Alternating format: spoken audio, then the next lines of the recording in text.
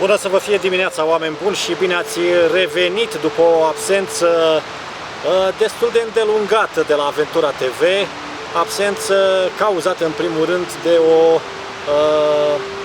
necesitate a mea personală de a face o pauză, fiindcă am avut și motive obiective întemeiate pe care probabil o să vi le divulg cu altă ocazie. Ne aflăm într-o țară situată la distanță destul de mare de România, este vorba despre Statele Unite ale Americii.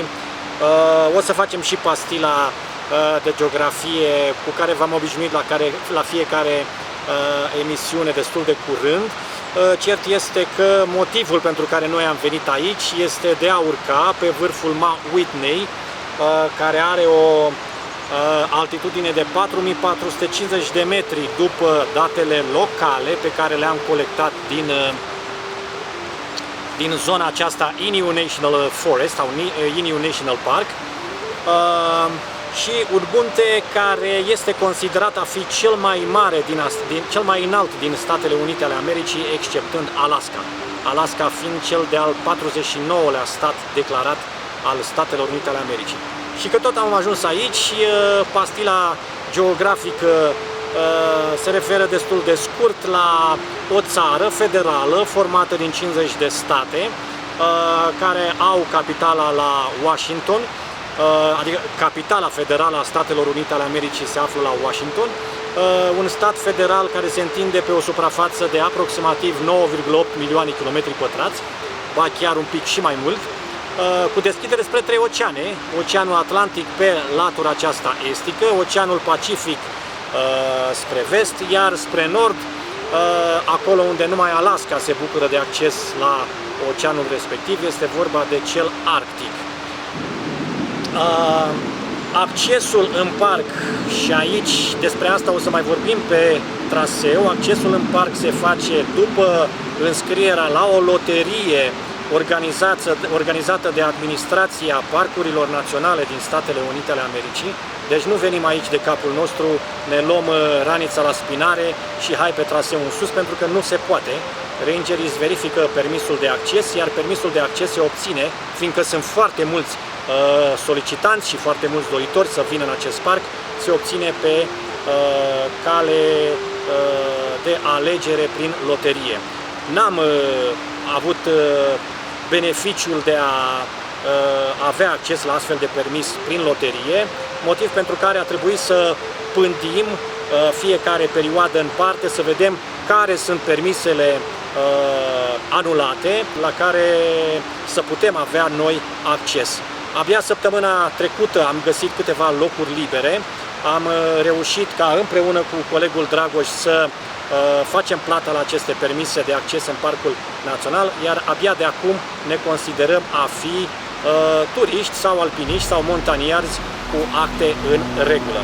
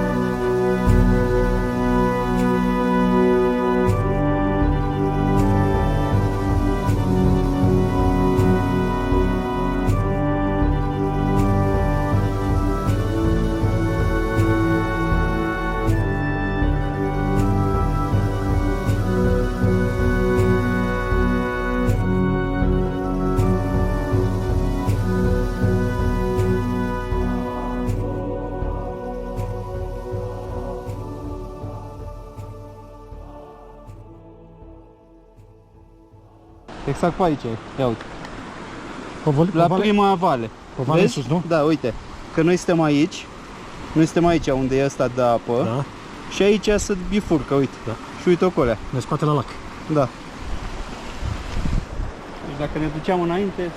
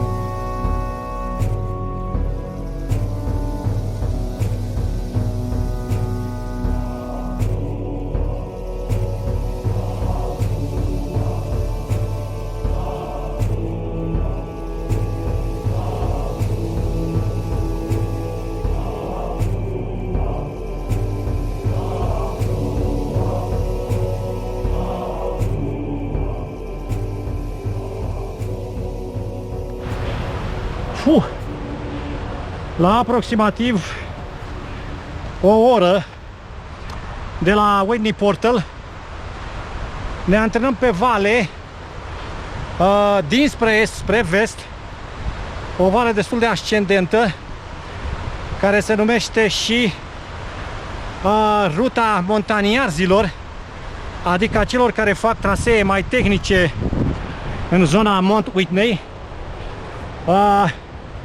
Vreau să vă spun că traseele nu sunt marcate aici, dar potecile sunt destul de evidente. Avem băgat serios, nu glumă, cu corzi, carabiniere,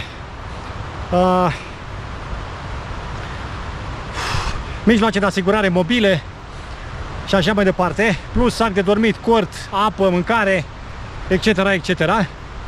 Așa că ne mișcăm destul de greu pe această potecă, care nu este foarte domoală, este chiar destul de abruptă și pe care o să urcăm, din câte scrie la carte, aproximativ 9-10 km. Da, colegul Dragoș vrea să știe dacă vine sau m-am rătăcit. Da, nu m-am rătăcit. Eu zic că suntem pe poteca cea care trebuie. Pentru cei care doriți să faceți drumeție, poteca clasică se desparte undeva mai jos, undeva în zona mediană a văii și șerpuiește pe cealaltă vale.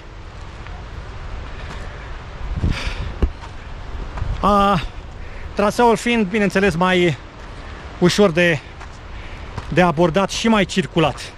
Deci nu este așa tehnic. Cel puțin de câte am văzut pe net. Drumul nostru e destul de lung astăzi, pentru că trebuie să ajungem la lacul înghețat sau Iceberg Lake, cum se scrie în original pe hartă, și unde o să campăm, așa că mai stăm de vorbă pe traseu. Nici prea mare peisaje, să știți că n-am ce să vă arăt, să vă prezint, pentru că mergem prin pădure, o pădure de conifere destul de sălbatică, fiindcă având regim de parc național, cu siguranță majoritatea speciilor de arbori și cu cele de faună sunt protejate.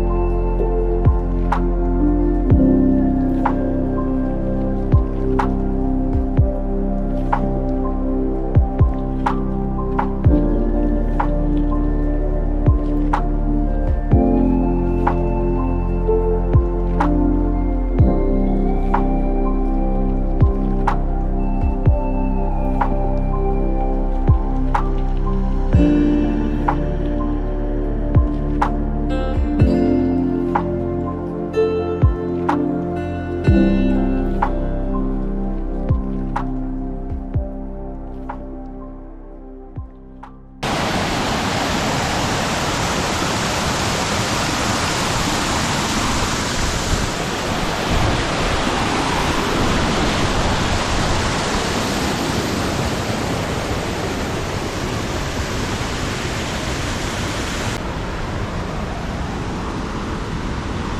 impresia că ce aia știu cam cu noi.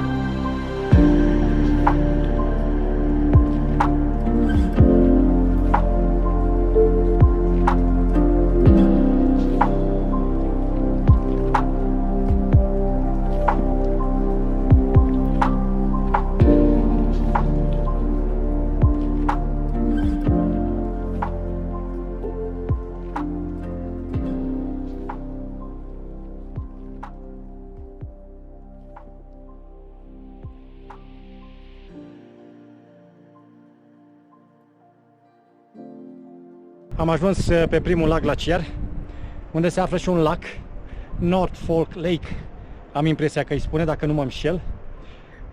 De aici, sau mai degrabă zis, aici nu se poate campa, bineînțeles că este interzis și nici n-are rost să ne riscăm, pentru că mi-e teamă că amenziile sunt destul de usturătoare dacă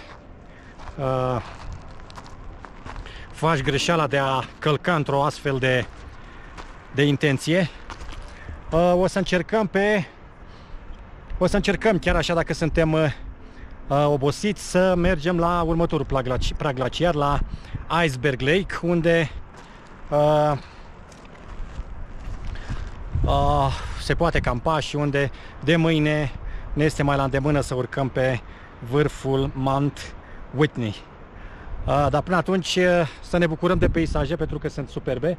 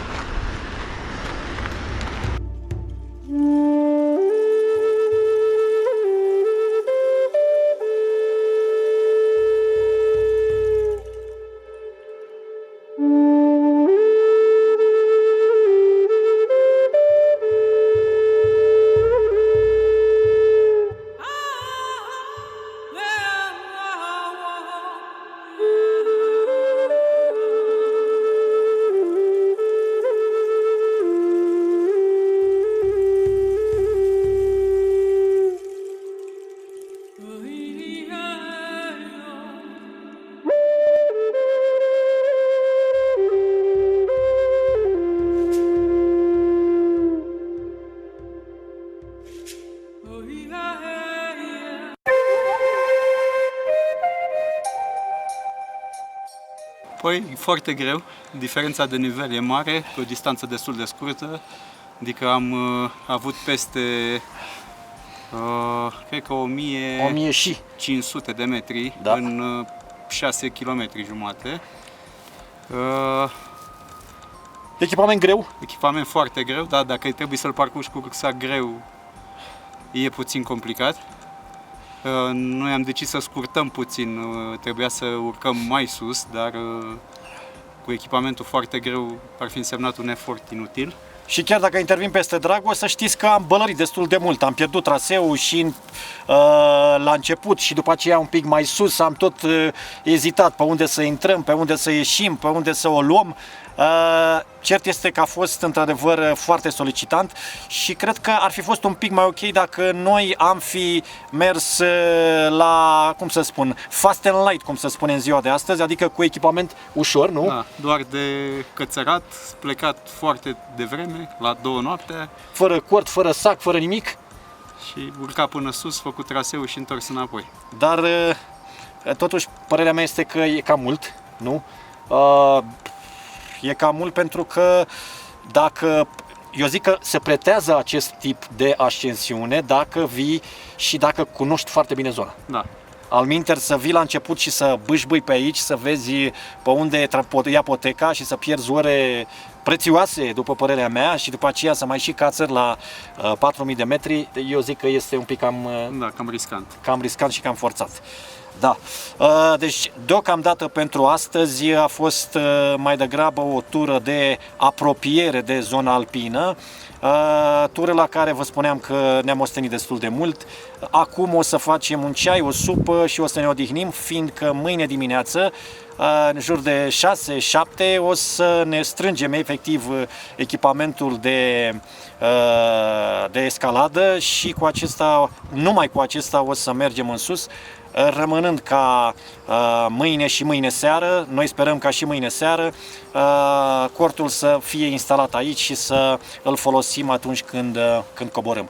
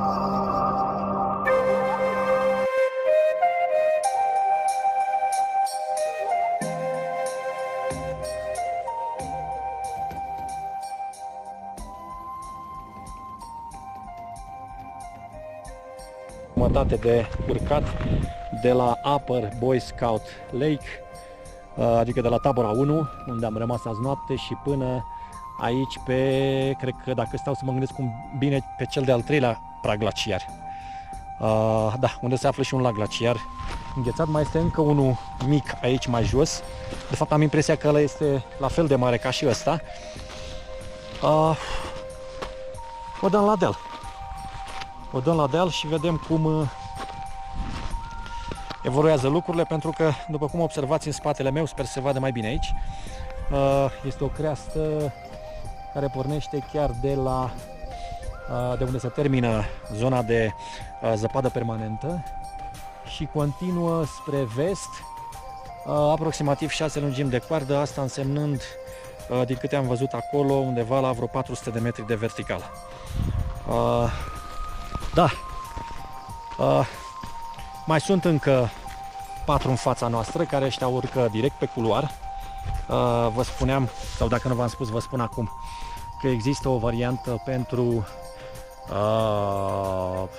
montaniari mai bine pregătiți, care cu echipament tehnic reușesc să facă și rute mai tehnice. Una dintre ele este chiar acest culoar, care duce pe vârf, dar undeva prin spatele turnului pe care vi l-am arătat, prin spatele muntelui Mount Whitney.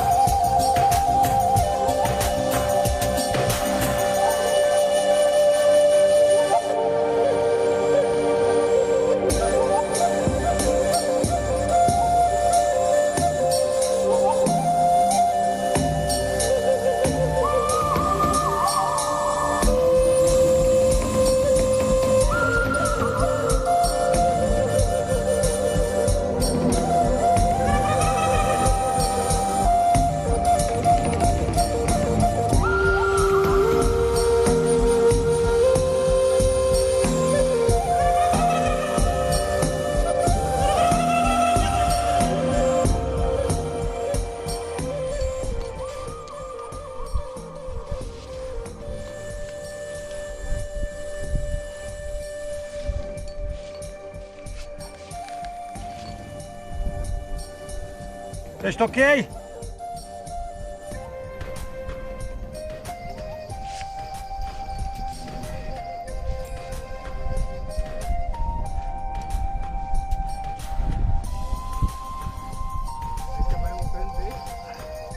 Eu nu cred.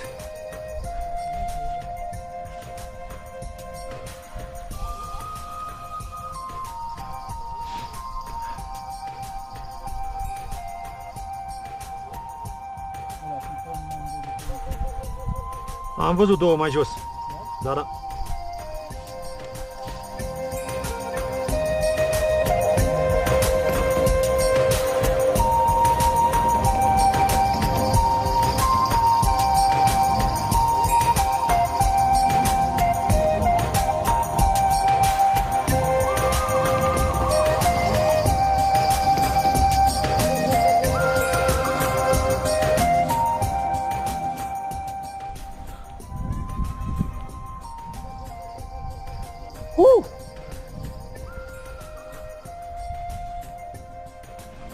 Da, tată.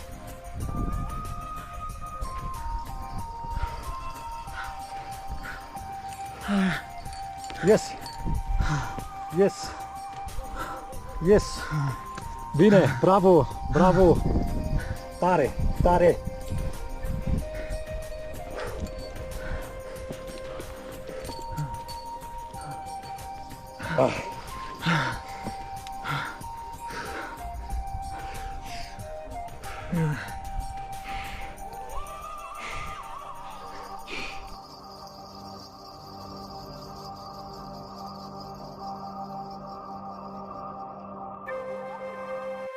1425 metri după 6 ore și jumătate de o sândă, alături de colegul de suferință, Dragostate, cel care, între alte matrapazlâcuri, se ocupă și cu organizarea concursului de alergare montană Ciucaș X-Trail. Am zis bine, dragă? Bun.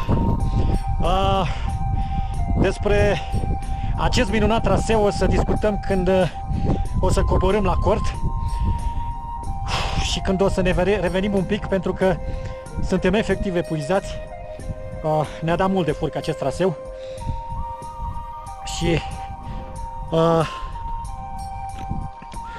mai mult decât atât, ne-am tot dus când spre stânga, când spre dreapta, am mai rătăcit, dar partea cea mai importantă este că am ajuns aici. Pe vârful Mount Whitney se află și un refugiu, cred, n-am intrat încă în el. Este o colibă din piatră, are și un burlan, cred că are și un godin aici, unde probabil, cel mai sigur, se poate rămâne și peste noapte. Dar noi nu vrem să facem asta, noi vrem să coborâm la cor, pentru că este mai comod.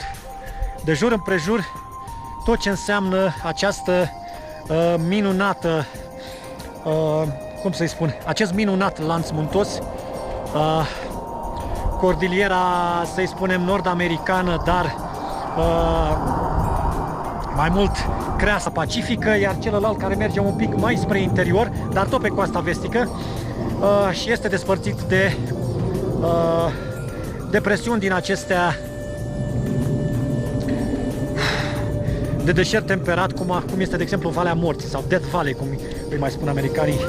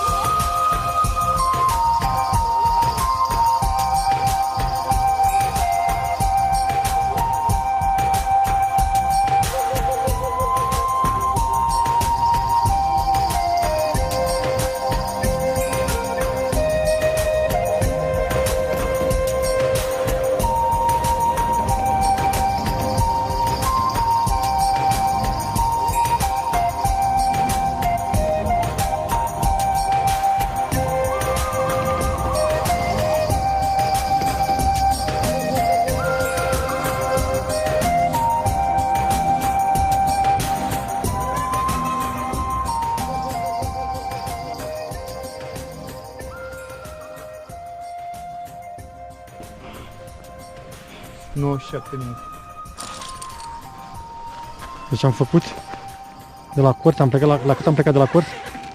La 7 și 10. 7 și 10, deci cât am făcut? 14 ore?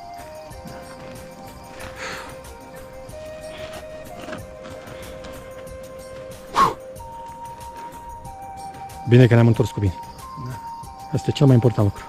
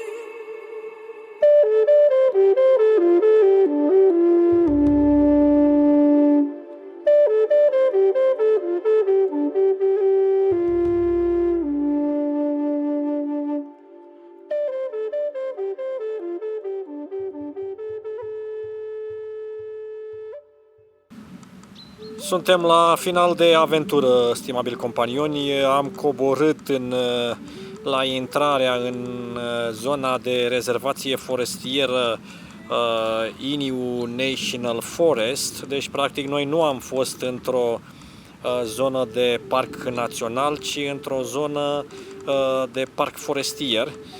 Parc forestier cu foarte multe restricții. Trebuie să plătești o taxă de acces, după care trebuie să informezi administrația parcului pentru zilele când dorești și unde dorești să stai în incinta parcului forestier. În această zonă, bineînțeles că se află și muntele pe care tocmai l-am escaladat și care a fost absolut superb din toate punctele de vedere.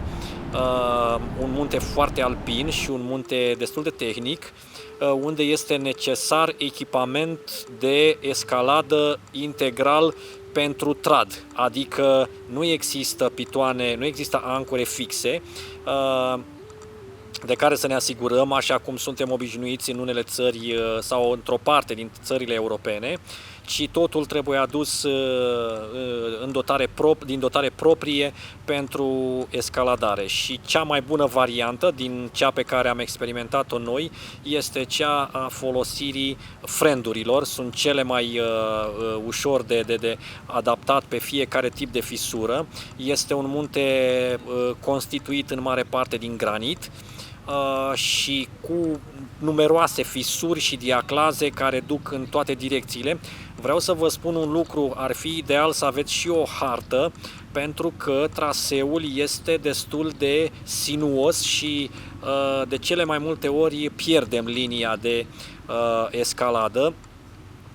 Ajungem pe zonele un pic mai umbrite, după aceea iarăși revenim în zona principală de creastă. Cert este că traseul are o linie clară, dar din cauza configurației geologice creează foarte multe confuzii.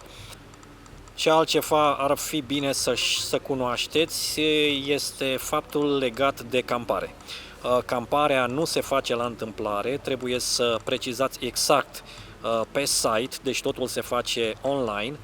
Mai puteți apela și la administrația parcului care are sediul în Lone Pine, în orășelul de unde noi am pornit, și ar fi bine să, dacă rămâneți mai multe zile, să specificați acolo care sunt punctele exacte în care urmează să puneți cortul, pentru că altminteri riscați amendă din partea administrației. Rangerii nu sunt peste tot, dar cert este că îi întâlnim destul de des, mai ales pe traseul clasic.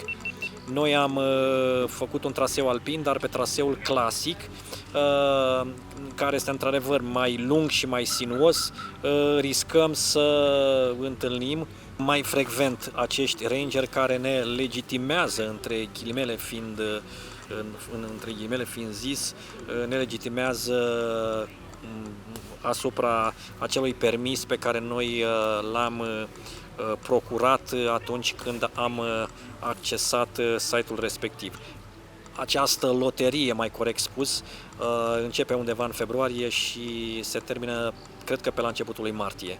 Dar pe parcurs, dintre cei care au în intenție să urce pe Mount Whitney, se mai retrag și noi vreau să vă spun că am găsit permise pentru 2 nopți, adică 3 zile, cu campare la cort, chiar cu aproximativ o săptămână înainte de a veni aici. Am stat într-adevăr cu emoții, ideal ar fi să rezolvați problema din februarie, dar lucrurile nu stau exact așa cum ne dorim noi, pentru că la acea loterie există riscul sau norocul, depinde, să fim sau să nu fim selectați.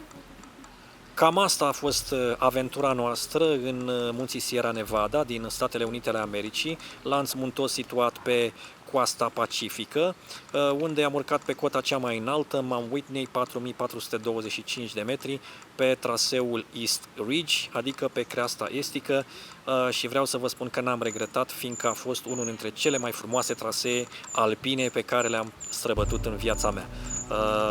Cu totul și cu totul deosebit, un munte special, o zonă extraordinar de frumoasă și foarte bine conservată, cu foarte multe restricții, atât floristice cât și faunistice, și o zonă care, după părerea mea, merită tot interesul nostru, al celor care facem ture montane, să dăm o fugă până aici, chiar dacă este destul de lung, și să escaladăm fie pe ruta clasică, fie pe alte rute care vin dinspre vest, sau pe rute alpine, acest minunat munte, și nu numai, pentru că lângă el mai sunt și alte piscuri la fel de semețe și de spectaculoase, dar într-adevăr mult mai tehnice. În speranța că o să ne revedem destul de curând, nu-mi rămâne decât să vă urez tot binele din lume, așa cum am făcut-o de fiecare dată,